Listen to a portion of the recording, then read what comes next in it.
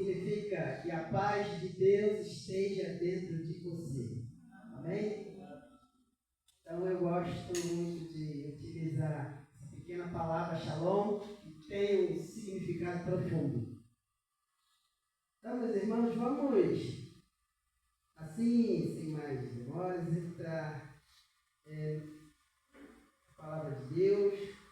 Vamos mergulhar aqui no capítulo 14 de Romanos.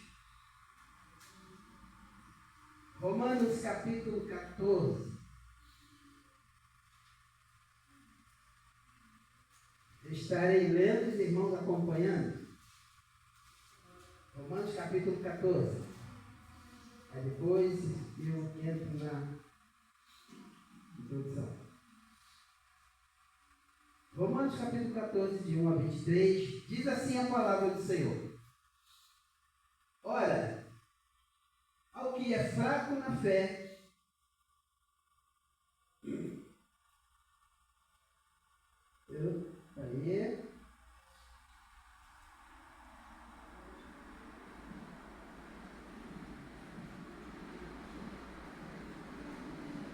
houve aqui apenas uma pequena falha de cadeira. Deixa eu... Essa aí? A primeira linha. Ora, se fraco na fé. Peraí. Sim. Ora, ao que é fraco na fé,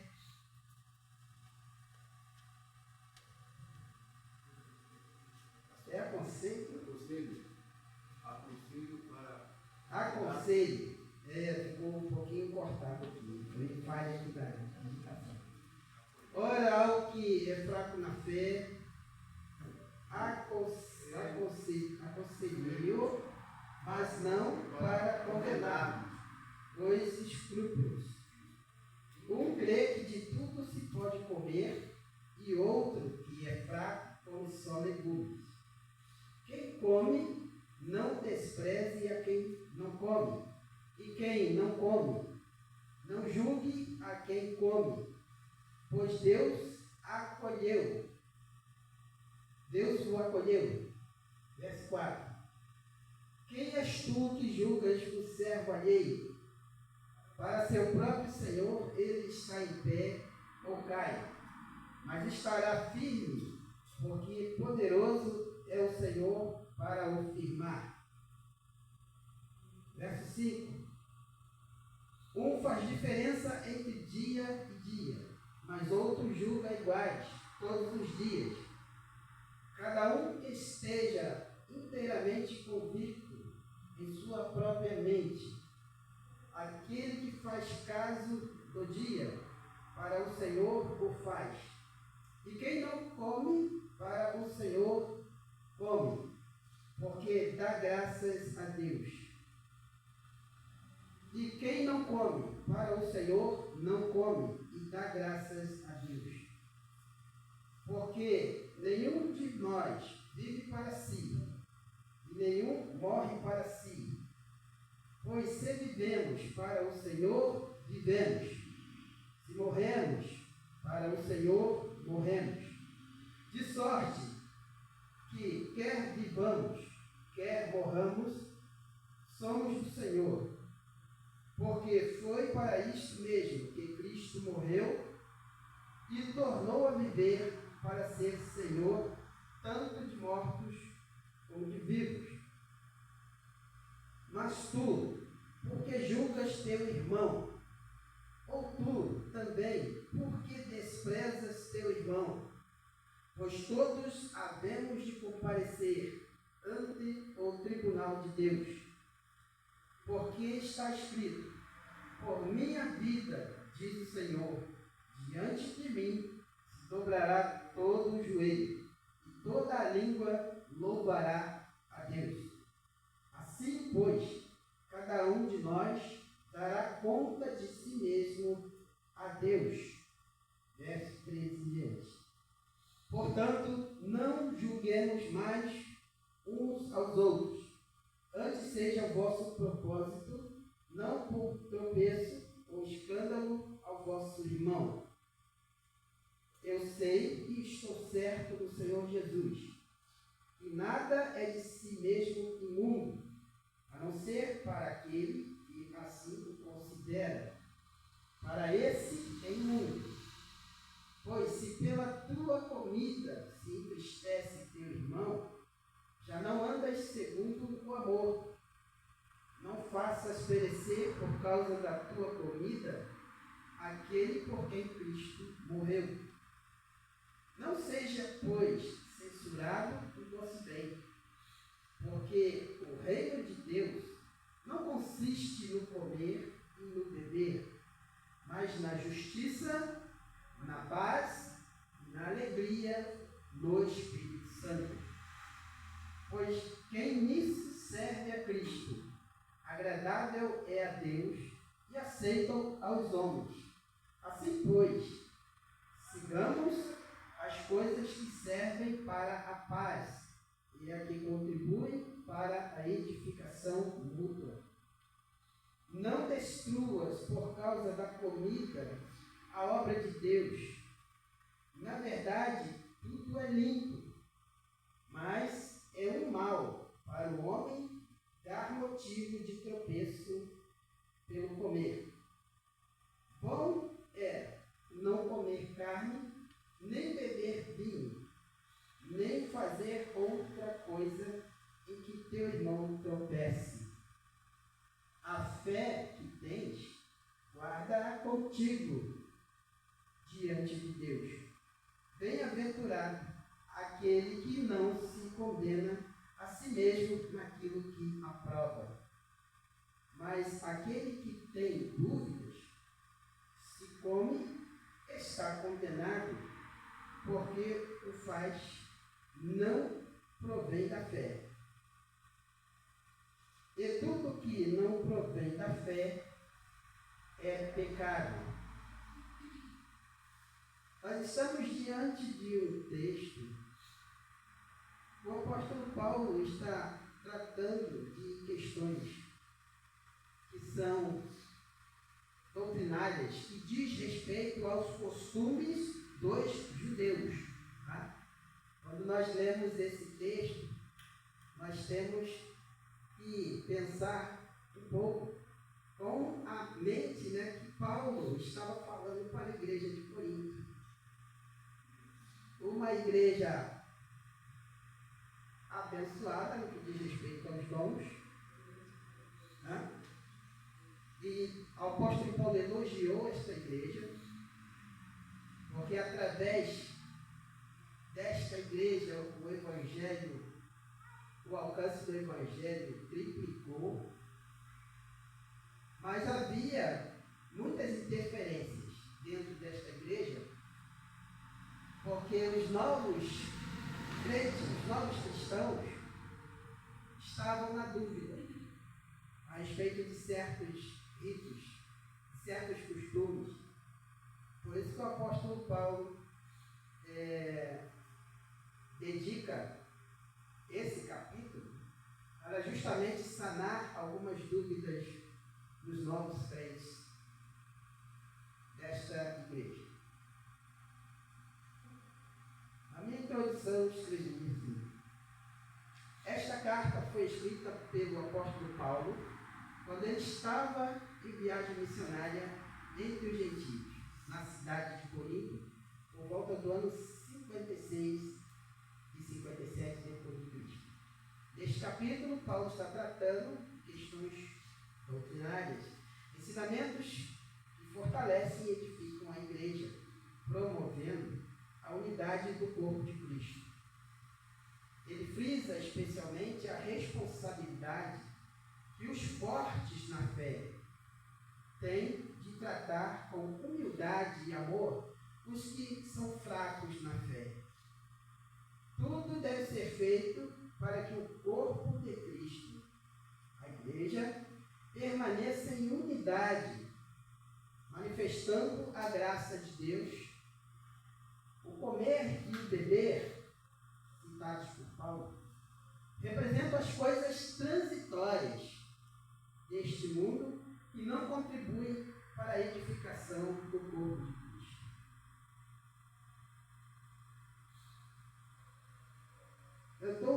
título para essa mensagem: você está se alimentando de forma correta? Não precisa me responder, mas é para nós refletirmos acerca daquilo que nós estamos ingerindo no nosso dia a dia. Aquilo que entra pelos nossos ouvidos, aquilo que entra pelos nossos olhos. Há um escritor que diz que a janela da alma são os olhos. O que está entrando no teu coração? Que tipo de alimento você está saboreando? Então Paulo me chama para refletirmos a respeito disso.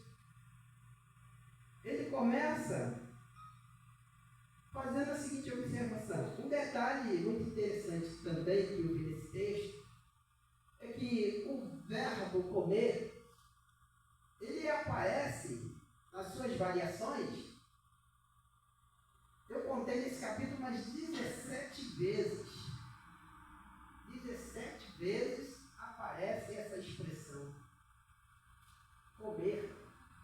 O beber aparece poucas vezes, mas então uma ênfase muito grande no comer. Né? Se nós fazermos uma comparação, quando nós temos fome, nós vamos em busca de alimentos. Não é verdade? Para saciar o quê? Para saciar a nossa fome, para nutrir o nosso corpo. Ou seja, é uma coisa vital. Uma coisa vital para nós nos alimentarmos.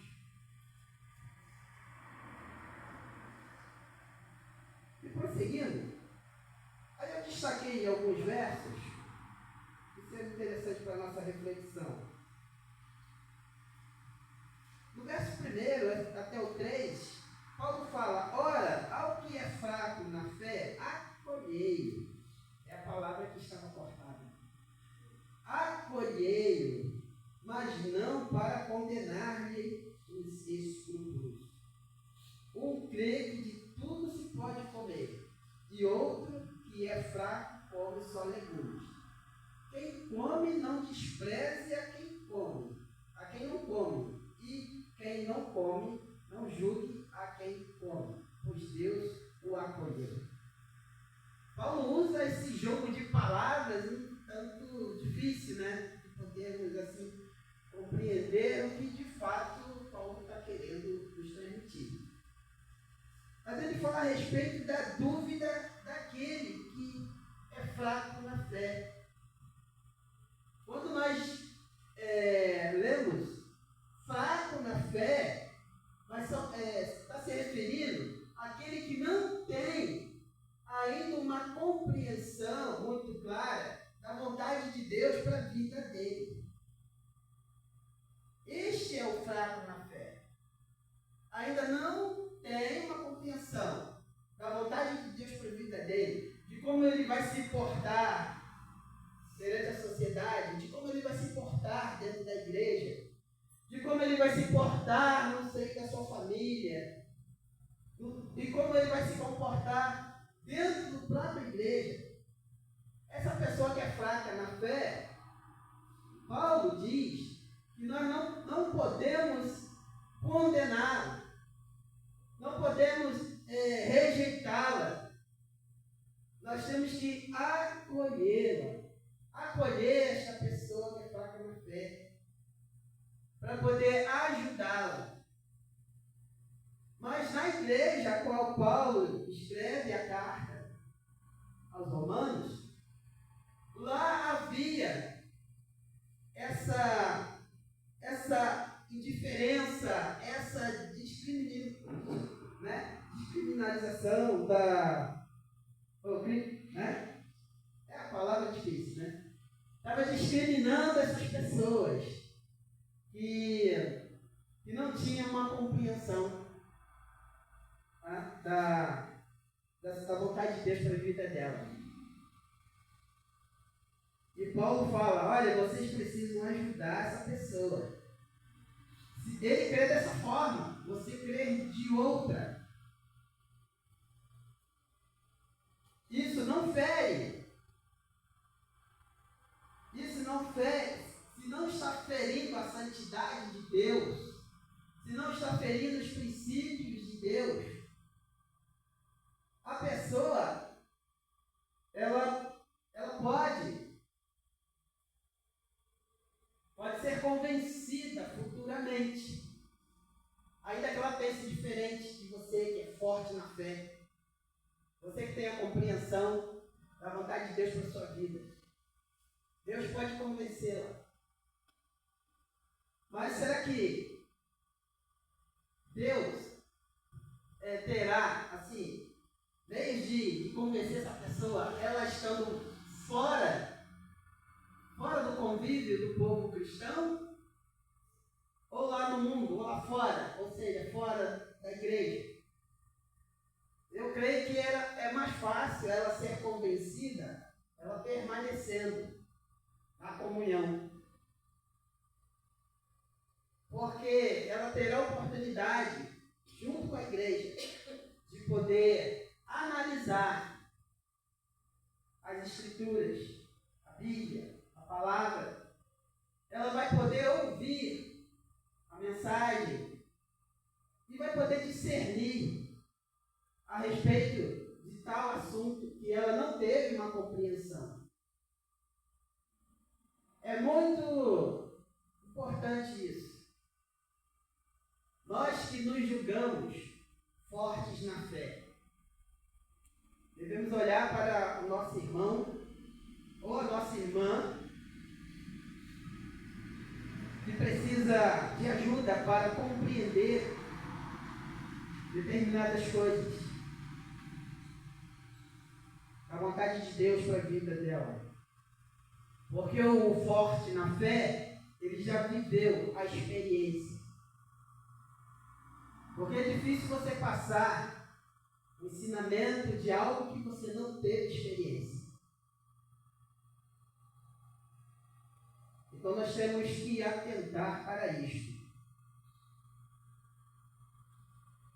Se essa pessoa que é fraca na fé permanecer no nosso meio, Deus nos ajudará a fazer com que ela comece a tomar o entendimento, comece, a ter uma compreensão da vontade de Deus para a vida dela, não só para a vida dela, mas para todos que estão ao redor dela. Porque se esta pessoa sair, se afastar, perdeu-se a oportunidade. A igreja perde a oportunidade de ganhar, de consolidar uma vida. No verso 4, está aqui a seguinte expressão: quem és tu que julgas o servo alheio? Ou seja, o servo de outro servo de Deus. Quem somos nós para julgar o servo alheio? É verdade que Jesus disse para nós não julgarmos. Não julgarmos. Mas o próprio Jesus disse também que devemos julgar. Isso é um paradoxo? É uma contradição? Olha, ele disse, não julgueis para que não sejais julgados. E no outro momento, o próprio Jesus diz, julgueis segundo a reta justiça. Parece um paradoxo. Ele não está dizendo que não devemos julgar, mas se nosso julgamento é com base na injustiça, não julgue. Senão você também vai incorrer no julgamento de Deus. E o mesmo peso que você usar vai ser usado contra você. Quando você julga de forma injusta, quando condenando o inocente. Agora, quando você julga segundo a reta justiça, ou seja, com os padrões de Deus, é lógico que o nível que Deus exige nós de justiça, nós não vamos conseguir alcançar. Não vamos. Vamos nos esforçar, mas não conseguimos atingir o padrão de justiça de Deus. A nossa justiça, diz a palavra, Isaías mesmo diz, que a nossa justiça perante Deus é como trapo de imundícia. Não tem valor algum. Não tem valor. Mas quando nós temos a plena consciência de que estamos unidos com Cristo, estamos debaixo da lei de Cristo, estamos procurando viver segundo os ensinamentos de Cristo, sendo justos, praticando o amor, no qual Cristo disse: amarás o teu próximo como a ti mesmo. Quem ama não faz mal ao seu próximo. A essência de Deus é amor. E nós temos que amar não por conveniência, não porque é minha vontade de amar alguém, não, é porque é mandamento. Jesus ordenou: amai-vos uns aos outros, como eu vos amei. Temos que amar. Mas é muito difícil, Jesus, amar quem me causa mal. É muito difícil. É verdade, é muito difícil. Mas se você amar conforme Deus, conforme Jesus quer que amemos, partindo desse princípio, amar aquele a quem Deus ama. Amar aquele a quem Deus ama. Amar aquele por quem Jesus morreu. Mesmo assim, ainda é difícil. Mas é isso que devemos fazer. Negar o nosso próprio orgulho. Negar a nossa vontade. Nos submetermos ao senhorio de Cristo. Porque isso agrada o coração de Deus. Verso 10, ele diz: mas tu, porque julgas teu irmão? Ou tu também, porque desprezas teu irmão? Paulo está questionando. Ainda há pessoas que julgam. Além de julgar, ainda faz mais. Julga erradamente e despreza. Olha que coisa terrível. Isso tem acontecido dentro das igrejas? Eu quero acreditar que não. Aonde há o povo chamado de cristão, o povo que se chama pelo nome de Deus, eu quero acreditar que isso não acontece. Mas se porventura acontecer, se porventura está acontecendo, o que podemos fazer para evitar isso? Acho que isso é uma decisão muito pessoal de cada um. Examinar a si mesmo. Examine, pois, o homem a si mesmo. Todas as vezes que participamos do memorial da ceia, tenha essa orientação. Examine, pois, a si mesmo.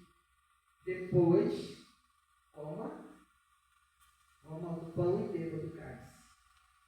Fazer uma reflexão interior para saber: eu tenho sido esse tipo de pessoa que tenho olhado para o meu irmão ou para a minha irmã e tenho julgado de forma errada, sem conhecer primeiro, né? Ou eu tenho desprezado meu irmão e minha irmã por não concordar com alguma coisa que ele fala, que ele faz. O apóstolo Paulo, ele não está falando para pessoas de fora da igreja, ele está falando para pessoas de dentro da igreja.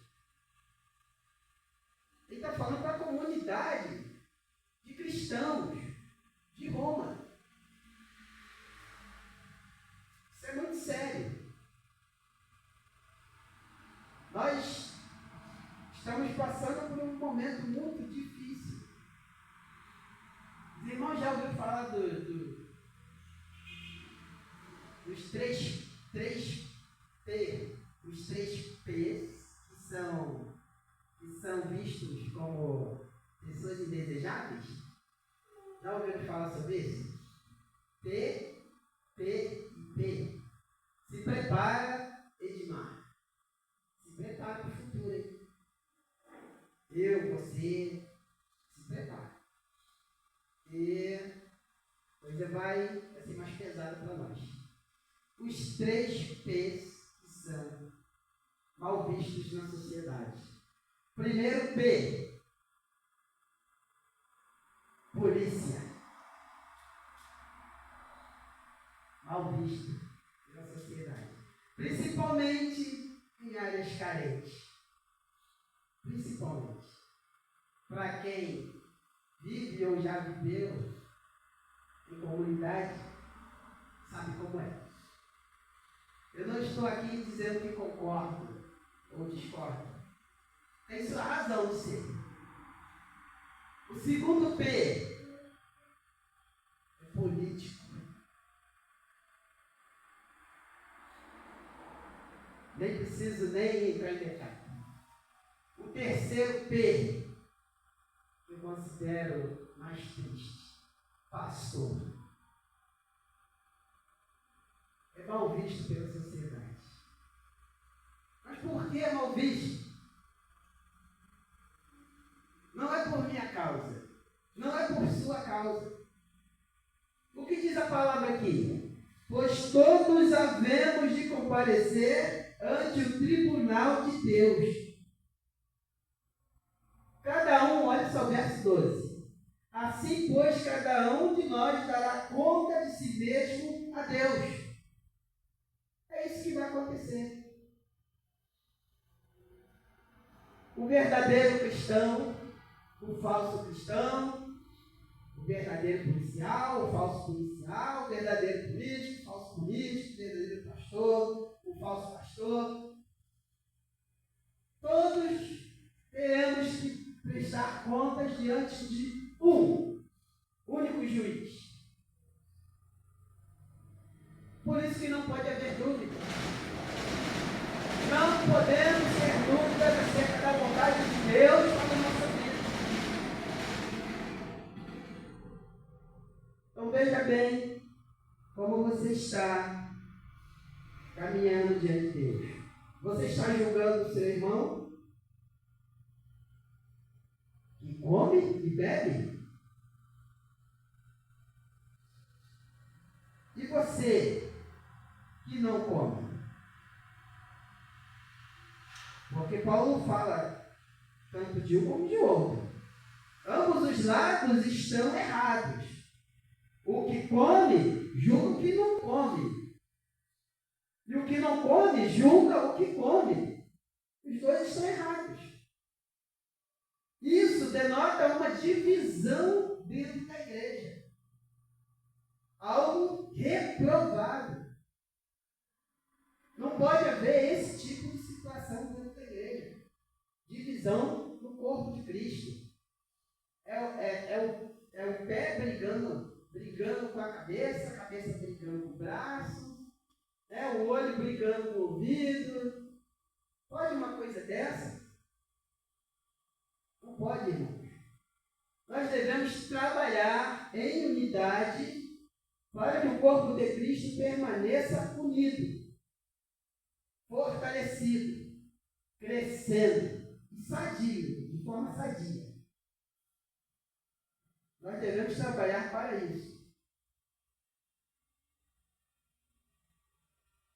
Paulo continua dizendo lá no verso 3. A recomendação de Paulo para nós. Portanto, não nos julguemos mais uns aos outros. Não nos julguemos mais uns aos outros. Antes, seja o vosso propósito, não por tropeço ou escândalo ao vosso irmão. Eu não posso ser motivo de tropeço, nem de escândalo para o Edmar.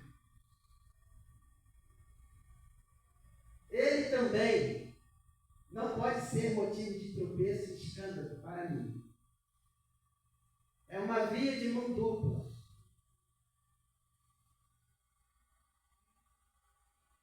Aquilo que você não quer que faça contra você, não faça contra o seu próximo. É simples. Algo simples. Esses são ensinamentos basilares da palavra de Deus. É a base. Né? Ama teu próximo como ti. É a base.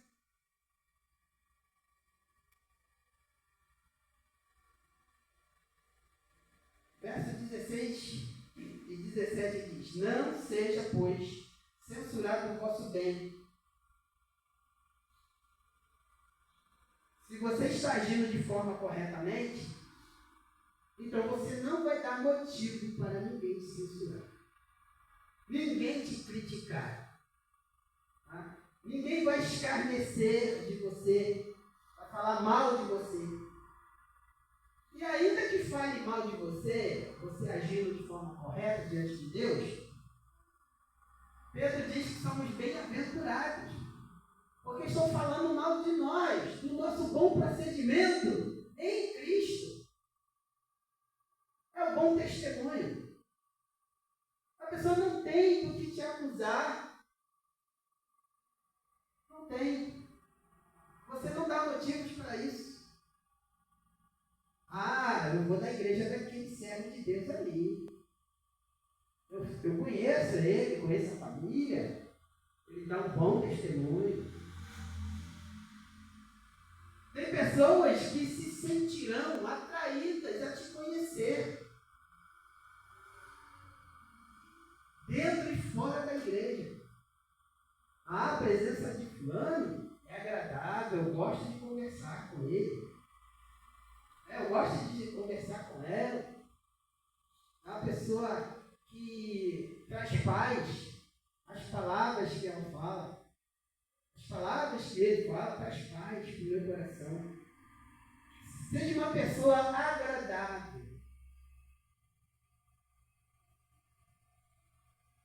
Mas também seja uma pessoa justa. Seja uma pessoa íntegra. Uma pessoa que é consciente da sua posição em Cristo.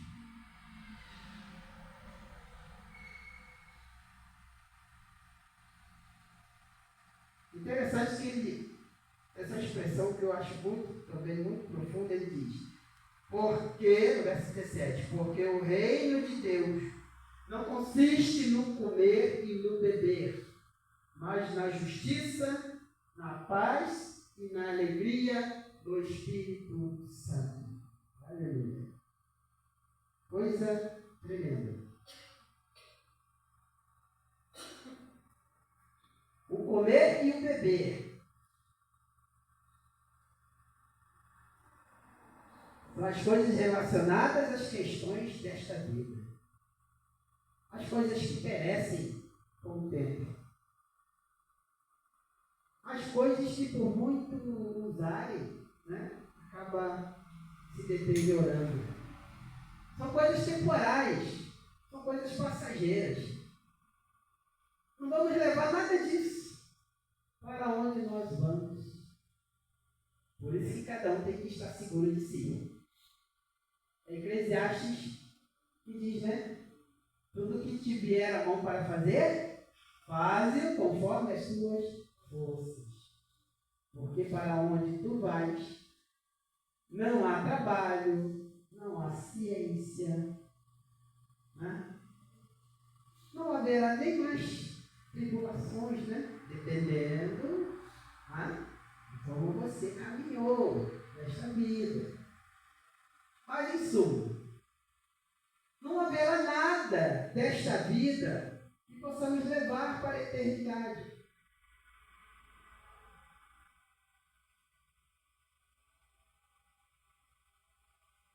O que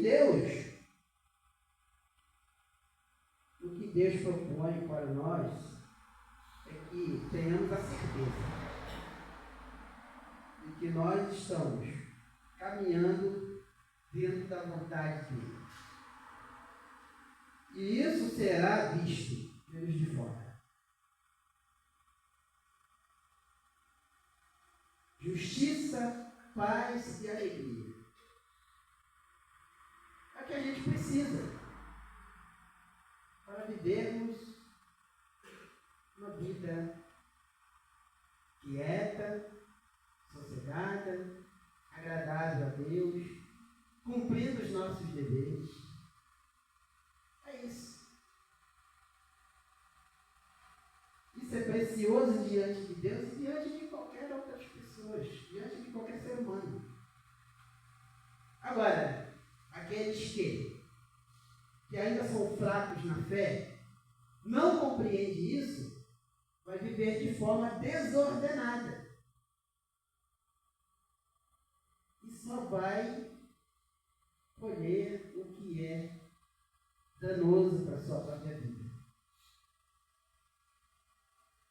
Quem ainda não compreendeu a sua posição em Cristo e permite que essas pequenas questões temporais atrapalhem sua caminhada, ainda está vivendo sob a influência de uma mente dirigida pela carne.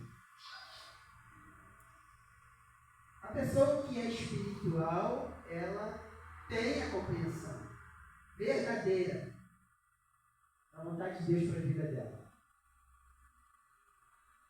Mas isso pode ser mudado. Ainda há esperança, ainda há possibilidades. Porque a criança, ela um dia cresce e se torna um adulto. Mesma coisa o crente. Mesma coisa o cristão. Ele nasce de novo. E está começando a caminhada. Está começando a se alimentar. E é o título dessa mensagem. Estamos nos alimentando de forma correta? Então temos que ir em busca do verdadeiro alimento. Jesus diz, né, que nem só de pão viverá o homem, mas de toda a palavra que procede da boca de Deus.